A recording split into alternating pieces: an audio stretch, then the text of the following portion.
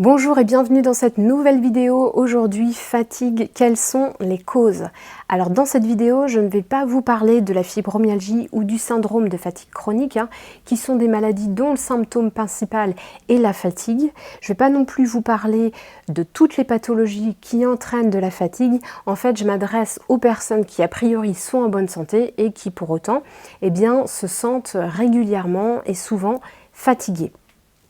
Alors la fatigue, c'est une sensation qui est assez subjective, mais souvent on se sent peu reposé, même après une bonne nuit de sommeil.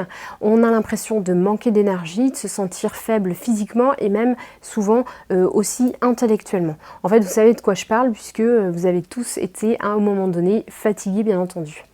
La fatigue, elle peut avoir un ou plusieurs facteurs, plusieurs causes. Souvent, il y en a plusieurs et c'est pour ça que c'est assez difficile de comprendre en fait d'où elle vient. La première cause, c'est l'alimentation, puisque je vous le rappelle, ce que vous mangez va servir de carburant à vos cellules et les nutriments vont servir à bien faire fonctionner votre organisme. Donc si votre alimentation elle est déséquilibrée, qu'elle ne répond pas aux besoins de votre organisme, ça peut être très difficile à gérer et ça peut générer de la fatigue. La consommation de sucre, je dirais que c'est la première cause de fatigue d'origine alimentaire, et surtout aujourd'hui, parce que plus vous allez consommer du sucre, plus vous allez vous sentir fatigué et vous allez tomber comme ça dans un espèce de cercle vicieux. Et j'en ai déjà parlé dans plusieurs vidéos, donc allez voir ce qu'il y a avant. D'une manière générale, une alimentation qui est très industrielle, donc qui contient peu de choses faites maison, très sucré, avec beaucoup de produits à base de céréales en grande quantité et souvent raffinés, du pain blanc, du riz blanc, des pâtes blanches, de la farine blanche, etc. Des céréales du matin qui sont très transformées, peu de légumes, peu de fruits, cette alimentation elle est très pauvre nutritivement et elle peut entraîner de la fatigue.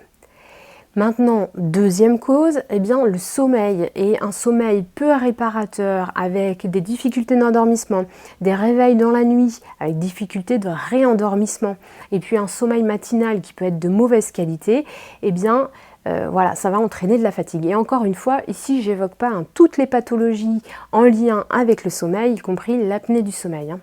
Alors pourquoi est-ce que le sommeil est mauvais? Il faudra se poser la question. Est-ce que ça vient de l'alimentation? Est-ce que ça vient du foie? Est-ce que ça vient de la chambre tout simplement, d'une chambre qui est mal aérée, du stress ou même, d'une perturbation énergétique par exemple? Maintenant, troisième cause, les carences, et ça malheureusement, il y en a beaucoup. Carence en fer d'abord, ça va être à voir avec votre médecin bien entendu, mais s'il y a une carence en fer, vous pouvez vous demander d'où ça vient. Est-ce que ça vient d'une alimentation qui est pauvre en fer, pauvre en protéines, de règles qui sont hémorragiques chez la femme, ou même de troubles au niveau de l'estomac, qui ferait qu'il y aurait une difficulté à assimiler les nutriments, dont les minéraux. Ensuite, carence en magnésium. Le magnésium, il intervient dans plus de 300 fonctions. J'en ai déjà parlé dans une vidéo avant, allez voir, très intéressant. Il intervient notamment dans le cycle de Krebs, qui va permettre la production d'énergie. Avec les vitamines du groupe B d'ailleurs. Et les vitamines du groupe B, elles jouent un rôle essentiel au niveau du cerveau, dans la nutrition du cerveau et du système nerveux, et elles sont souvent en déficit quand il y a une fatigue d'origine intellectuelle et nerveuse. Quatrième cause maintenant, le stress et le fait de n'avoir que très peu de déconnexion au niveau cérébral et au niveau nerveux en fait. En gros, le cerveau et le corps ont besoin de ne rien faire par moment, ça c'est vrai, et pour pouvoir bien fonctionner, il faut qu'ils déconnectent. C'est important parce que aujourd'hui, on a tout le temps les smartphones avec nous, on zappe, on scrolle, le smartphone il l'accompagne partout, parfois même jusque dans le lit, tard le soir, même pour lire les emails pro, bref, ça s'arrête jamais et il n'y a pas de déconnexion. Donc c'est aussi pour ça que je vous parle souvent en séance de naturopathie ou même en vidéo de déconnexion numérique, de relaxation, de méditation, de cohérence cardiaque, de yoga ou même tout simplement bouquiner. Ça c'est vraiment très important. Maintenant, cinquième cause, la digestion qui est une source de fatigue très importante et souvent négligée. Manger trop Et trop souvent, eh bien, ça peut fatiguer. Et c'est la première chose, il est important de s'accorder des pauses alimentaires. Hein. Et quand je parle de pauses alimentaires, je ne parle pas forcément de jeûne, parce que pour moi, bien manger, eh bien, ça se passe au quotidien. Hein, c'est important et c'est plus important que de faire le cochon toute l'année et de se programmer une semaine de jeûne voilà, par an qui ne va pas faire grand-chose et qui peut même faire plutôt des dégâts. Donc c'est important d'avoir un quotidien plutôt équilibré au niveau alimentaire et puis de s'accorder des petites pauses, par exemple de manger le soir, de sauter un repas si vous n'avez pas faim ou de manger juste un fruit, de faire une monodiète aussi régulièrement, c'est-à-dire juste un type d'aliment, compote de pommes, riz complet, etc.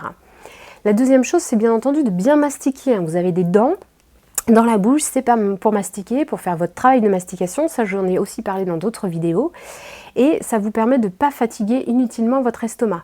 Ensuite, ça va aussi avoir un impact sur les troubles du transit et de la digestion, et qui peuvent entraîner justement beaucoup de fatigue et même de la dépression. On a vu le lien entre dysbiose, déséquilibre du microbiote et dépression. Une hyperperméabilité intestinale, ça peut entraîner de l'inflammation et aussi des malabsorptions et donc des déficits en minéraux, en vitamines et voilà. Et c'est un cercle vicieux de la fatigue. Donc, si vous avez du mal à détoxifier et que le foie est encombré, eh bien, ça peut entraîner des troubles du sommeil, ça peut entraîner des désordres. Le foie, lui, il n'aime pas les aliments transformés, le sucre, les excès alimentaires et aussi les intolérances.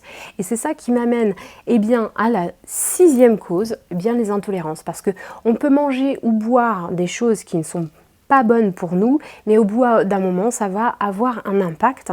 Ça alourdit, ça demande une énergie de digestion colossale, on ne se rend pas forcément compte, mais ça plombe tout simplement.